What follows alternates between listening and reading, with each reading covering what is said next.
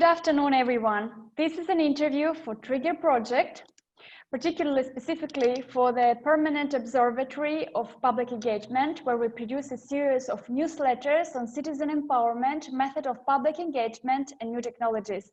Today, we are very glad to have Francesca Bria for an interview. She has this very valuable first-hand experience on public engagement and very deep and practical knowledge on smart cities. Hello, Francesca. Hi there. Glad to talk to you. Francesca, thank you very much for finding time for the interview. And I'm particularly glad to interview a woman in this series of talks for Trigger Project. So I'll introduce Francesca. Francesca is an economist specialized in information technologies and advisor on digital strategy, technology, and information policy. Since recently, actually, from January 2020, she's the president of the Italian National Innovation Fund, and at the same time, she's a senior advisor of the United Nations on Digital Cities and Digital Rights. Previously, Francesca worked in Barcelona, and she had this big project there called Decidim on public engagement, and she's founder of Decode Project, a new wide effort to reclaim data sovereignty on citizens. In one interview, Francesca, you were named Robin Hood of data because of your strong ideas that data is public infrastructure like water, like roads, like the air, and we breathe, and it should be treated as such. It belongs to the citizens. Francesca, could you please tell us in a very easy words, why should we citizens care about data, and why is it so important that we take back rights to own data?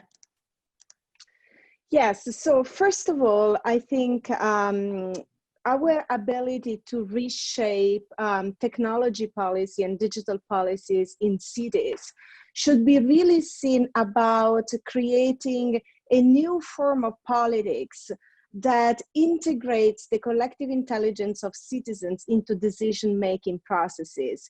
So it is really about redefining trust and relationship between citizens and public institutions. And in this big context, of course, where public institutions have to become more open, more transparent, and better tailored to actually listen to what people really need and base their policies on the actual needs of citizens, technology play a big role. And cities are at the frontier in developing new types of technologies and using data to tackle the big social and environmental challenges that we're facing. And I think actually that cities are really gonna be the place that we have to look with a lot of excitement to see how participation will be reshaped and democratic participation, but also how data could be turned into a public good and a public infrastructure that is controlled directly from citizens and not into a commodity that is extracted by few companies that can use, in effect, personal data and let's say, monetize and manipulate personal data to extract more profit. So really, it is a change in paradigm of a digital society that is has to put people and democratic control at the very center. So data actually in cities are also very tangible because they are not like something abstract for all the technical people or developers or technology companies. I mean, data affect everyday policies that we do in cities, from affordable housing. We saw with the rise of short-term rental platforms like Airbnb and others, how much their policies and their ability to cross data and use algorithmic methods and discriminatory pricing, what is the impact on citizens? Data can have a strong impact on our environmental policy, on sustainable and connected mobility, on the electrification of mobility in cities, but also we can use data to measure our fight against climate change and our ability to improve the air quality and to improve all of environmental data that we can measure in cities. And then, of course, digital technologies are also a big part of how citizens engage with institutions. So you mentioned Decidim, which is a large scale, one of the largest participatory democracy experiments in the world. And in the city of Barcelona, over 400,000 citizens use the hybrid method of online and offline democracy. So Decidim on one side, but also, you know, assemblies in the neighborhood and participation in the street to really impact the policy making of the city of Barcelona. And we have a track record that 70% of the policies that were made, I mean, this was in the first mandate of Ada Colau when I was a counselor there, when I was the Commissioner for Technology and Digital Innovation. But this experiment, of course, is growing and continuing still today. 70% of the policy of the city of Barcelona came directly from citizens. So we really decided to basically turn upside down the smart city agenda, to rethink smart city, not starting top-down technology first, but starting bottom-up, people first, and starting from the real needs and the real problems of people in their cities: affordable housing, sustainable mobility, better education, better healthcare, the fight against climate change. And then only after we ask, how can technology and data help us to solve those challenges? And of course, when you think about these issues in this way, then you realize that in order to get to this agenda, where technology really serves the people, you have to pose the question of democratic governance. Who owns the data in the smart city will determine who has the power to decide about the city. And so that's why we called a new social pact on data, and we really shifted the control of data to citizens with a project like Decode that you mentioned, but also in other ways that we can talk about. Thank you, Francesca. I see that you're very passionate about your work. Can we ask why actually those issues are very important for you? Why this idea of people first, bottom-up approach, improving the policies are so close to you? Because I think you can only solve complex problems engaging people. I mean, people are not only the recipients of top-down technocratic policies. People have to be involved, not only in defining what are the real problems for them, but also in putting forward the solutions. So they have to be integrated into a democratic governance of the city. And I think the city is the place where these kind of things, where community empowerment can really be experimented.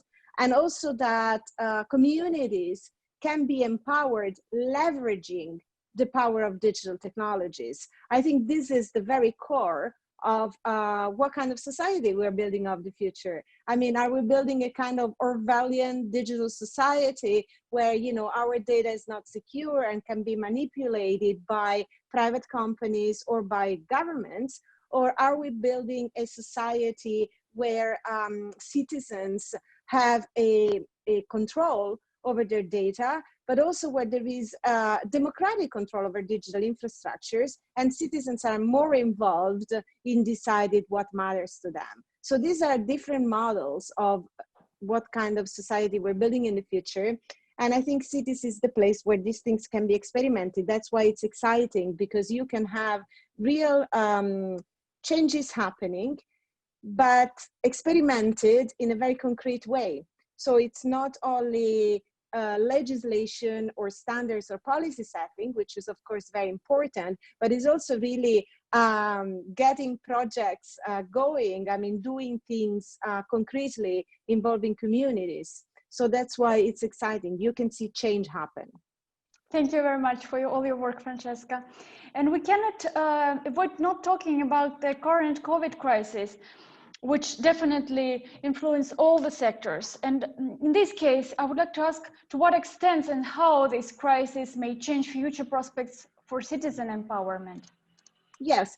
Well, first of all, we have to say that, of course, this crisis is of a magnitude, of a shock of a magnitude we haven't seen before in peace times. But we also saw that, in particular, actually now for the restart, rethinking about how we exit the crisis and how we have to rethink our economy in line with the new European, for instance, strategy, which is about digitalization, the Green Deal, and inclusion. So fighting inequalities. I think that cities are still the frontier. They are a laboratory for experimenting a future democracy and sustainability.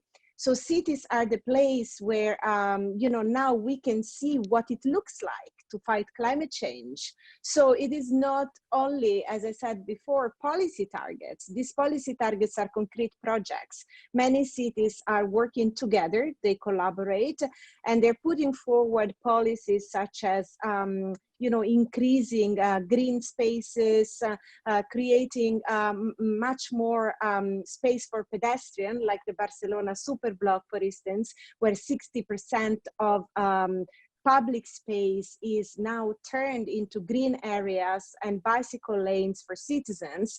And it is where cars cannot enter anymore in the city center. And this is changing the entire mobility, but also really it's giving a very concrete answer to the question of climate change and CO2 emissions.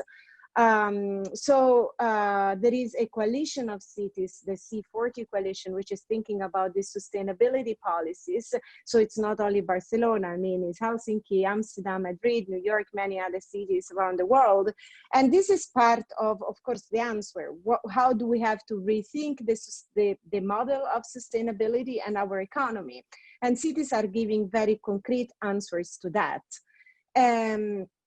I also think that, of course, because cities are always collaborating, so there is cities act in networks.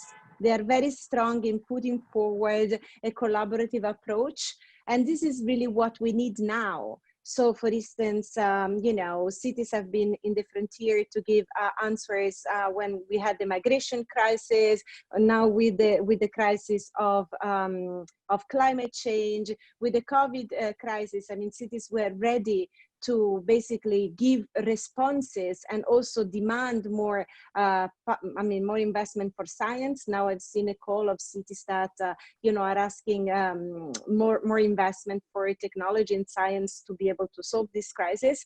And the activation of community is really key, because otherwise, I mean, we have seen during the pandemic, of course, lockdown. So people were mainly, very scared because of the situation, and obey to all these kind of new rules that government had to put forward in order to avoid contagious to spread farther. But basically, you can only fight the kind of social crisis that we're going to see, the economic restart, and also creating more livable and green cities, only if you start from community empowerment. So I think that, this question of how do we rethink the relationship between citizens and institutions in general, and how we give more power to citizens and more ability to citizens to be, not only we do some consultations and not only, just being asked something, but being really involved in the decision-making process. This is a change that there is no way back. I mean, we're only gonna have to experiment further and advance it and make it part not only of what cities do, but also what other different institutions are doing. So basically what I'm saying is that this is absolutely countering, some wave that we see of more authoritarian control. We see wave of, racism and an anti-racist movement all around the world, which is basically making us wake up about these problems. And I think, this is a counter movement to that, because it's bringing it back to the possibility of putting forward a democratic, sustainable way. engaging citizens where they are, so in their local communities. Mm-hmm. Thank you, Francesca. I think you're underlining really correctly that there are two opposite movements. One is empowerment of citizens to fight the COVID. Another one is going towards control. Yes. Yeah. Can you please maybe underline once again, why do you think empowering citizens is more effective than going to this easier way of controlling, which today, with today's technology, even KGB could not dream of it. You can easily do it. Yes. Well, when it comes to technology, I mean, of course, we have to think this is not a linear trajectory. I mean, as the environmental movement, it's getting people in the street, right, against climate change, and young people are, you know, are telling us, you know, we need to act right now and we need to do serious actions right now.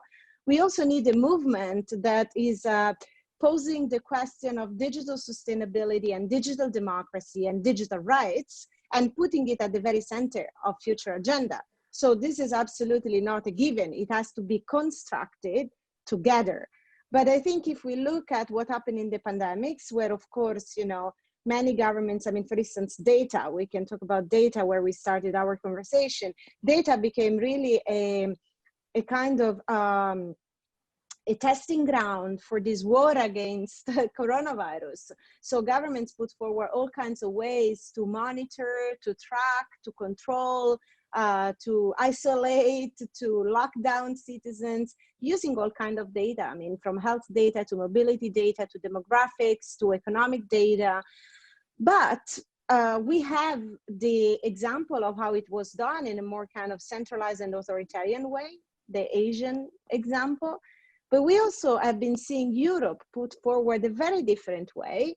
And I mean, I can talk about, for instance, how Europe put forward an approach where we have seen a fantastic collaboration of some of the top European scientists on privacy preserving technology and cybersecurity and data sovereignty to come up with a solution for contact tracing applications that basically is proposing a more decentralized, privacy enhancing and secure approach, which strike a balance between public health security on one side, and also the effectiveness of a public health response during this crisis with our fundamental liberties and rights. And I think we struck a very good balance. And when people say yes, but the solution it is proposed and it is, you can have interoperable application for contact tracing only because Apple and Google are actually putting forward this API so that the application of our national healthcare system can communicate with the different Android or Apple models. I say yes, but they had to comply to the request coming from Europe on one side, but also citizens at large, you know, about keeping our data secure and private, interoperability, open source. I mean, the code of this application is online. It can be inspected, it can be monitored, it can be studied by experts in a very transparent way.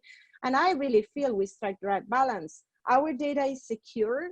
We have sovereignty over what is happening, but also we can use digital technology to help our healthcare operators on the ground to basically block the virus, to keep the contagious chain. So I think this is an example of what kind of technology we want to see more in the future. And of course, I mean, but now we would go into a very different conversation. Of course, I mean, there we have a market which is very concentrated. So I'm not saying everything is going well. I mean, we do have a kind of scenario on one side, the big state, and on the other side, the big tech.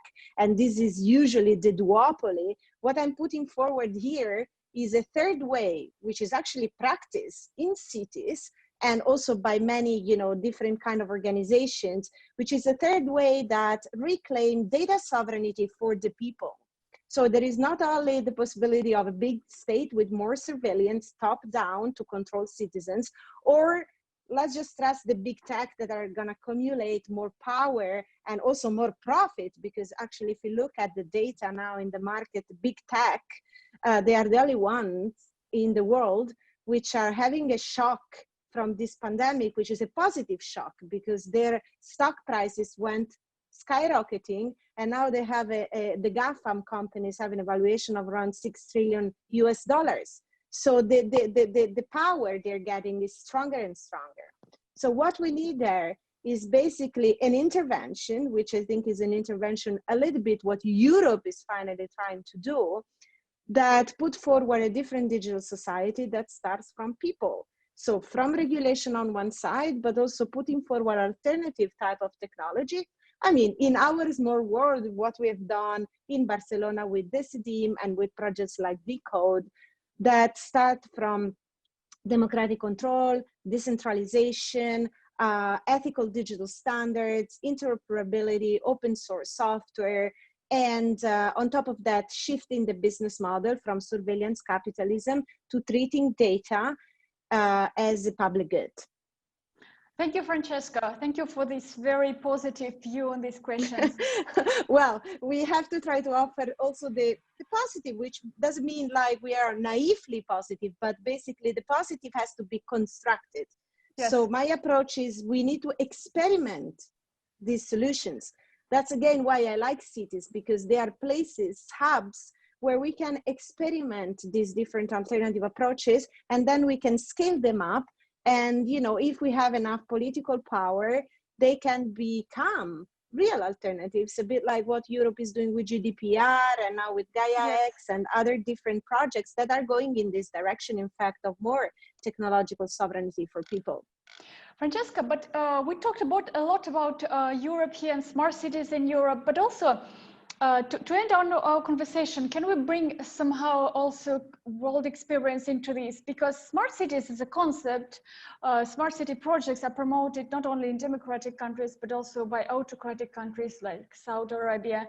And what do you think is the difference between democratic smart city and smart city, which technologically also implemented in undemocratic country? And how would you see it? Yes. Well, first of all, let me say that in my capacity as a senior advisor for the United Nations UN Habitat about building people-centered smart cities, I've been working with the UN.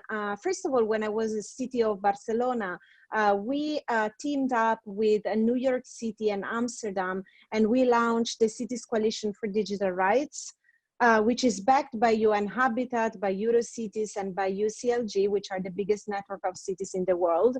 And now there are many cities around the world that are joining in.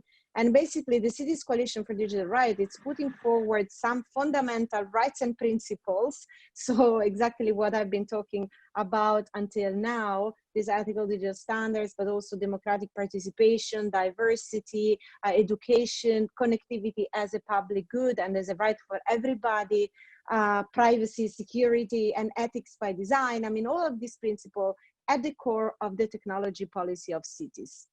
And now, you know, of course, there are some cities that are more advanced in implementing this kind of framework and this kind of ideas and philosophy, but also turning it into actual policies, for instance, to be integrated into procurement contracts, so that we really see that when we are procuring and developing technologies, these are not only principles, these are implemented in the way we actually put forward our technology policies. And then there are cities that are doing a little less and cities that are learning, or some cities that are joining because citizens demand that this become more and more an important topic. So just to say that there is a global coalition, and now at the World Urban Forum in February, before the pandemic hit, we launched the UN Habitat program on people-centered smart cities, which is exactly this kind of framework. And we are collaborating with many cities around the world in different kind of parts, so not only European-centric, to make sure that, you know, really technologies serve to solve the real global challenges that we have. Because again, I mean, now I'm talking a lot about, you know, the type of technology we want, integrating this kind of principle. But this is not about technology. This is about getting, you know, affordable housing, better public education, healthcare. I mean, getting more livable and green cities. So we are trying to solve the core problem for people. It is not about technology. Technology is enabling us, because these are the underlying infrastructures of the society we live in today, to solve the real problems that people are facing. So this we always have to remember, never get into this kind of technological solutionism. We're not solving tech problems. So, so then I have to say that this framework will help us also to work with what you describe as, well, non-democratic or even different, because, you know, there are so many different approaches. And I see many different things happening in the world. And again, I think you can cluster it again in like a more kind of big state or dominance from government that are surveilling their citizens, which are using technologies that are really not in the democratic space, that they cannot be controlled, that they cannot be assessed and monitored by citizens. I mean, now we are seeing a proposed moratorium of facial recognition technologies. I mean, actually, before that, technology companies are now saying we should stop it, because it is, you know, we have racial discriminations. It can discriminate people based on race, class, and gender, or a socioeconomic background. Before we got to this point, cities were starting banning this technology, because we knew we didn't have the way to basically turn this technology into something that it's not biased and can really serve the public good. So this wave of kind of, okay, now we have to ban different technologies, or we need robust framework when these kind of technologies are introduced pervasively into the society. And again, in this context, it doesn't work an approach where it gives all the power to the big tech. They can be Silicon Valley company or the Chinese equivalent. It just doesn't work. Also because fundamentally the business model is not solid, it's not sustainable, because cities have to be able, you know, to take back control. I mean, in particular, if you are not able to use data for your public policies, you will be really lagging behind. You won't have the ability anymore to deliver the public services that citizens expect from you. So it is really important that I think we see more and more from the startup world, for instance, more and more SMEs or startups are innovating in this field, creating privacy enhancing technologies and putting forward different business models that do not monetize personal data for profit. And we are seeing also from the public sector a different approach, which is more, you know, we need framework that assess the impact of this technology ante, and then we can assess the impact later after we develop the projects. And the Cities Coalition for Digital Rights are an example of that. So basically, I mean, we're gonna have to change from the public sector and the private sector. And, you know, we're gonna see what kind of model at the end can be a positive model for this digital society. So I'm betting, of course, I mean, this is an interesting, I'm betting for Europe to actually do it and to come up with a different option, and to come up with new standards that put people first. Exactly. And if cities are following, maybe it's going to come actually from cities.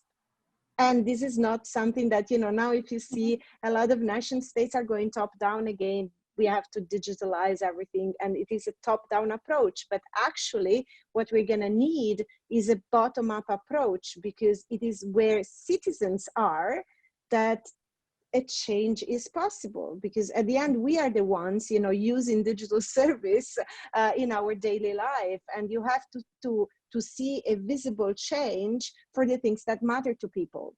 Otherwise, this will continue to be a technology problem. Thank you very much, Francesca. Very interesting ideas, and thank you for your contribution to Trigger Project. It was really interesting to talk with you. Yeah, thank you very much, and good luck for the project. Good luck to you as well with all your new projects.